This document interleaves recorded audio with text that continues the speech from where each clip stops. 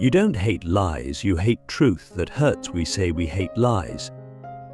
We claim we want the truth, no matter what. Just be honest with me. We insist until the truth arrives, raw and naked, and suddenly we turn away. We flinch.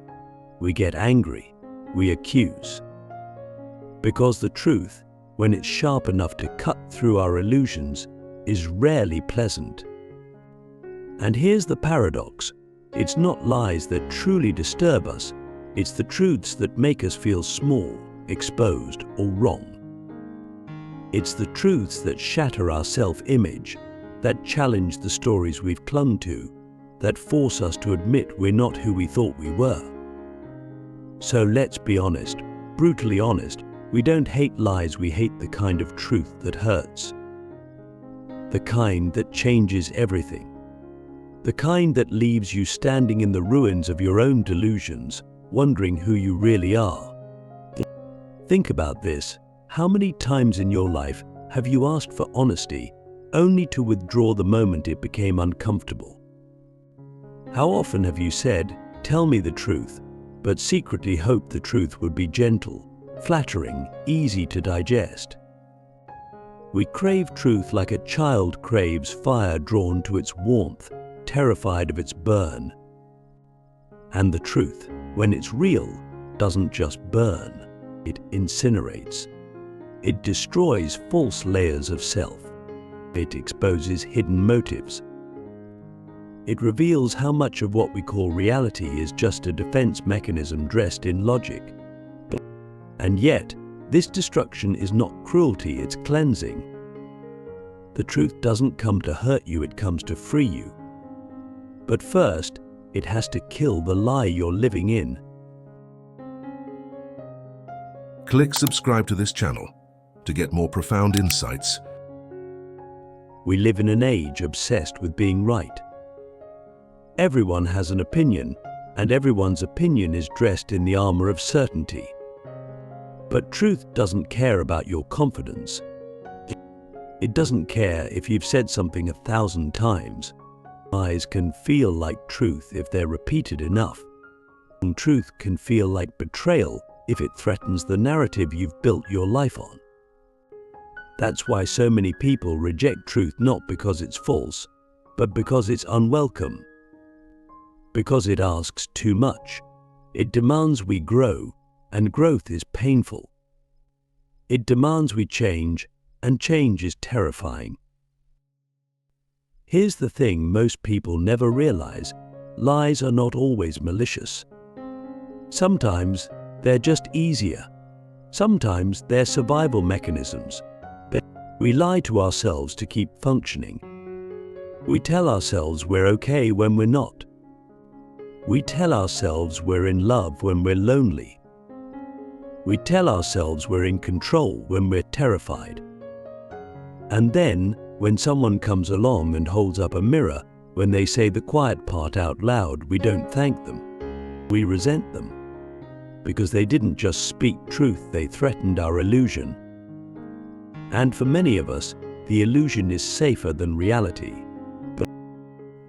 But ask yourself this: what has your fear of truth cost you? What have you missed out on because you refuse to face something hard? How many relationships have you sabotaged because you couldn't admit your insecurities? How many dreams have you buried because the truth of failure was too painful to risk? We like to think lies protect us, but they don't. They isolate us. They shrink us. They build a prison from which only truth can set us free. But most of us would rather decorate the cell than pick the lock. And here's where it gets even deeper. When you avoid painful truths, you don't just lie to yourself, you start lying to others. You censor your thoughts. You avoid difficult conversations, but you pretend to be someone you're not. And eventually you forget who you were before all the pretending began. That's how people lose themselves, not all at once, but piece by piece. Every little lie, every unspoken truth, Every time you smiled when you wanted to scream, it all adds up. Until one day you look in the mirror and see a stranger, and you wonder how you got so far from yourself. But there's a way out, and it begins with a radical act of courage, the willingness to hear the truth, no matter how much it hurts. The willingness to ask questions you don't know the answers to. The willingness to sit with discomfort, not run from it. Because discomfort is not the enemy, it's the beginning of transformation. The truth will hurt. That's a promise. But it will hurt in the way a surgeon's scalpel hurts, cutting away what's infected to save what's alive. So, if you really want to grow, if you really want to live a life that's yours, not one borrowed from others, you have to get honest. Brutally honest. Ask yourself, what truth am I avoiding? What lie have I told so often that I forgot it was a lie? What part of me is still hiding, hoping no one will notice? These questions aren't comfortable, but they are necessary. Because the truth you fear the most is almost always the truth that will set you free. The psychology of self-deception, why you lie to protect the person you think you are. You don't lie because you're evil. You lie especially to yourself because your identity depends on it. But the most dangerous lies are not the ones we tell to others. They're the ones we whisper to ourselves in the quiet moments. They're the ones we build our personalities around. And if you look closely, most of what we call personality is just a defense system. A carefully constructed facade to protect the fragile story we've told ourselves about who we are. That we're good, that we're strong, that we're worthy, that we're in control. And the moment a truth threatens that story, we bury it, we distort it, we deny it. Because it's not just a fact being challenged, it's our identity. And that identity is sacred to the ego. Think about it. If you've always believed that you're a kind person, how easy is it to face the truth that sometimes you act out of jealousy or insecurity? If you see yourself as hardworking, how hard is it to admit when you're being lazy or avoiding responsibility? If your self-worth is tied to being the smart one, how do you respond when someone challenges your knowledge? You defend, you rationalize, you twist the narrative. Not because you're a liar in the traditional sense, because you're trying to protect who you think you are. And that's what self-deception really is, a form of psychological self-preservation. The mind is brilliant at this. It will contort any situation to preserve the self-image. It will reinterpret events, assign blame elsewhere, and rewrite history in real time, all to avoid confronting a truth that threatens the ego. And we do this so instinctively, so unconsciously, that we barely notice. We say things like, "I didn't mean it," or "they're just overreacting," or "that's not who I am." But maybe it is who you are, at least in that moment. Maybe the truth is that you're more complex, more flawed, more contradictory than the version of yourself you present to the world. And here's the painful part. The longer you protect the false self, the further you drift from the real one. You start living not as a person, but as a persona. You edit yourself in conversations. You hide your doubts. You curate your emotions. You become a performance. And at some point, the performance becomes exhausting. You find yourself anxious, unfulfilled, disconnected, but you can't explain why. Because on the surface, everything looks fine. But deep down, your psyche knows the truth. You've built your life on a story you're not allowed to question. This is why truth hurts so much. Because real truth doesn't just change your mind, it changes yourself. It demands that you let go of who you thought you were. It pulls the mask off. It says, look, this is you. No filters, no excuses. They're just you. Just you. And that confrontation can feel like death. Because in a way it is. It's the death of the ego's illusion. The death of control. The death of certainty. But in that space, after the ego shatters, something extraordinary happens. You begin to feel real, not polished, not perfect, but real. And realness is more liberating than any illusion. But let's not romanticize this journey. It's brutal. It requires tearing down mental structures you've lived in for years. It requires admitting that you've been wrong, not just in your opinions, but in your understanding of yourself. It requires facing the parts of you that you've kept in the dark, the insecure parts, the envious parts, the fearful parts. And not just facing them, but owning them, integrating them. Because until you do, you will continue to lie to yourself and everyone around you. So what's the solution? Radical introspection, or relentless honesty.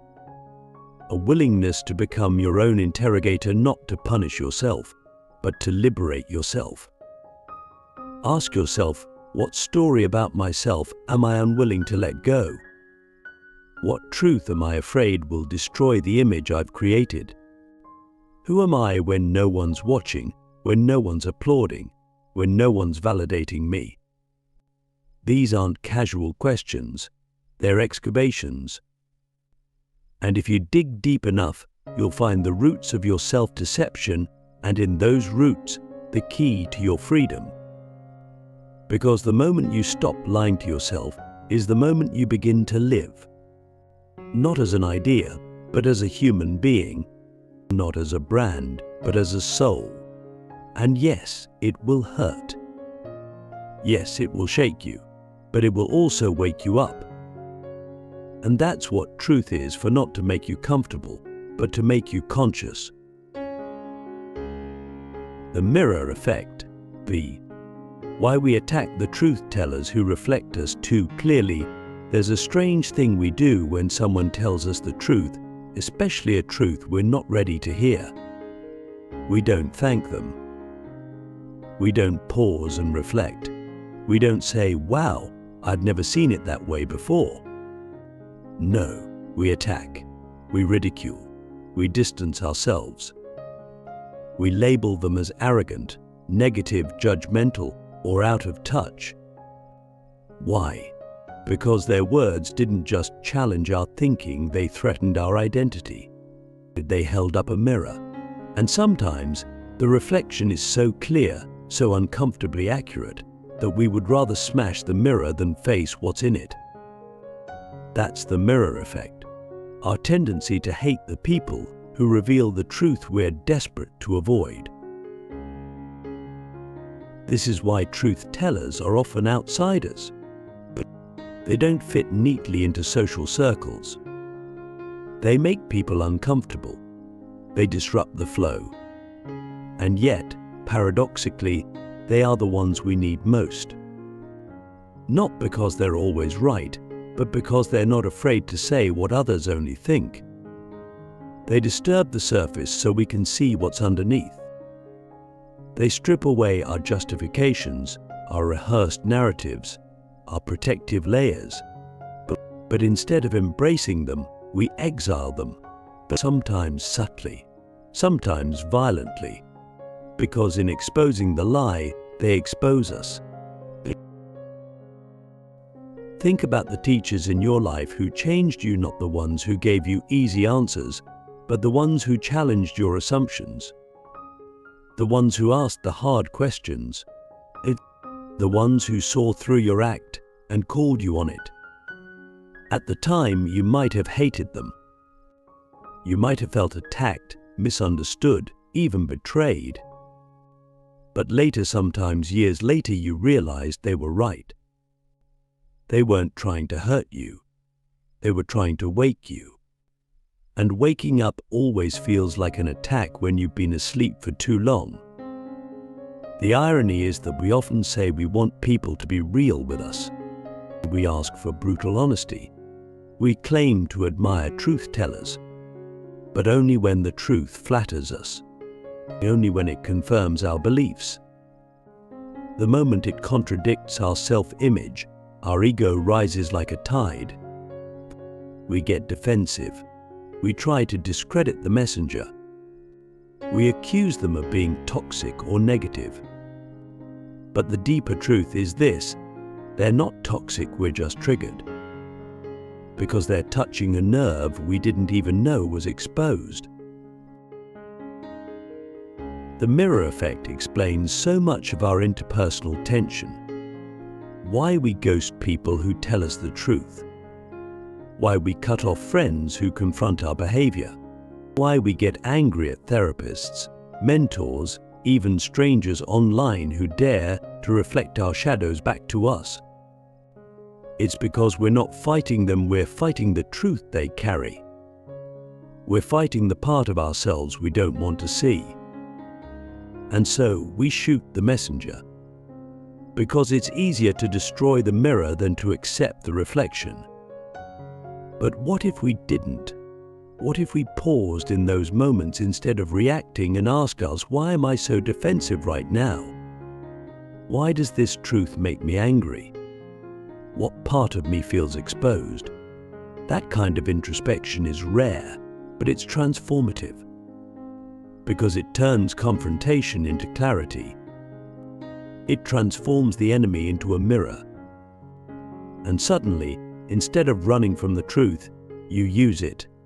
You grow from it. You evolve.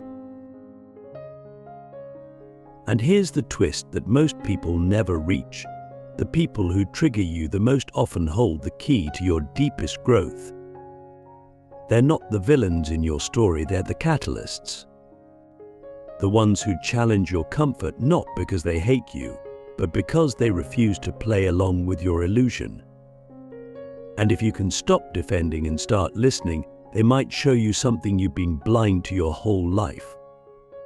Of course, not every criticism is truth. Not every mirror is accurate. Some people project their own pain onto others, but some people attack because they can't face their own reflection. That's why discernment is key. You have to ask, is this truth or is this projection? Is this person trying to hurt me? Or are they reflecting something I haven't seen in myself? That question alone can shift everything. Because it moves you from reaction to reflection, from ego to awareness. The greatest gift you can give yourself is not comfort, it's clarity. And clarity often comes from the people you least want to hear. The ones who poke holes in your certainty. The ones who don't worship your image. The ones who love you enough or are bold enough to tell you what you don't want to hear. That's the mirror effect. It's painful, it's raw, but it's sacred. So the next time someone challenges you, before you reject them, ask, what truth are they mirroring back to me? What part of me is resisting this? And what would happen if I stopped fighting and started listening? The answers won't come easy, but they will come. And when they do, they won't just show you who they are, they'll show you who you are. The final cut, how embracing painful truths leads to real freedom. There comes a point in every honest life where you're faced with a choice. To continue protecting the lie that keeps you comfortable, or confront the truth that sets you free but leaves scars. Most people never make the second choice. They flirt with truth, dabble in self-reflection, quote wise philosophers, maybe even journal their thoughts. But when it comes to the final cut, when the truth demands they let go of who they've been pretending to be, they hesitate. They retreat. Because truth, when it's real, doesn't just inform you. It transforms you. And transformation is rarely gentle. It's not a motivational quote. It's a death and a rebirth. A ripping down of mental walls you spent your whole life building. But inside that destruction is something rare, something pure, freedom. We often think freedom is doing whatever we want, living without rules, saying what we feel. But that's just surface-level autonomy. Real freedom, the kind that liberates your soul, comes from no longer being a slave to illusion. It comes when you no longer need to pretend you're someone you're not. When you stop performing for the approval of others. When you can look yourself in the mirror and see what's actually there, not just what you wish were there. That kind of freedom is terrifying because it strips away every excuse. But it's also the only kind of freedom that matters. Because once you've faced the truth about who you are, no one can use it against you. Here's what most people never realize. The pain of truth is temporary, but the pain of self-deception is permanent. You can numb it with distractions, silence it with noise, mask it with status or success, but it never goes away. It festers. It shows up in your relationships, in your mental health, in the quiet moments when no one's watching. But when you finally face the truth, when you take the final cut, you begin to heal. Not just mentally, but existentially. You stop running. You stop hiding. You stop pretending. And in that space, something magical happens. You meet yourself for the first time. And yes, it hurts. You'll grieve the person you thought you were. You'll mourn the illusions that once kept you safe. But then, slowly, you'll start to feel lighter. You'll speak more clearly. You'll connect more deeply. You'll attract people who resonate with your truth, not your image. And you'll realize that everything you were afraid to lose was never real to begin with. It was just scaffolding. And the real structure, the real you, was waiting underneath, untouched by the lies, untouched by the fear. So what does it take to get there? Courage, relentless honesty, and the humility to admit that you've been wrong, not just about facts, but about yourself. But it takes asking the hardest questions and not rushing toward the answers. It takes sitting in the discomfort long enough to see what's underneath. And it takes compassion not just for others, but for yourself. Because once you see the truth, you'll understand why you lied. You'll see that it wasn't weakness, it was survival. But survival is not the same as living. And now it's time to live. So ask yourself one last time, what truth have I been avoiding because I'm afraid of what it will destroy? What freedom am I forfeiting by clinging to the lie? And who could I become if I had the courage to let it all fall apart? These aren't just questions, they're invitations. Open doors to a life where you're no longer controlled by fear, by ego, by illusion. The final cut is the deepest, but it's also the one that sets you free. Not into chaos, but into clarity. Not into pain, but into peace. Not into who you were, but into who you really are. And that is the truth.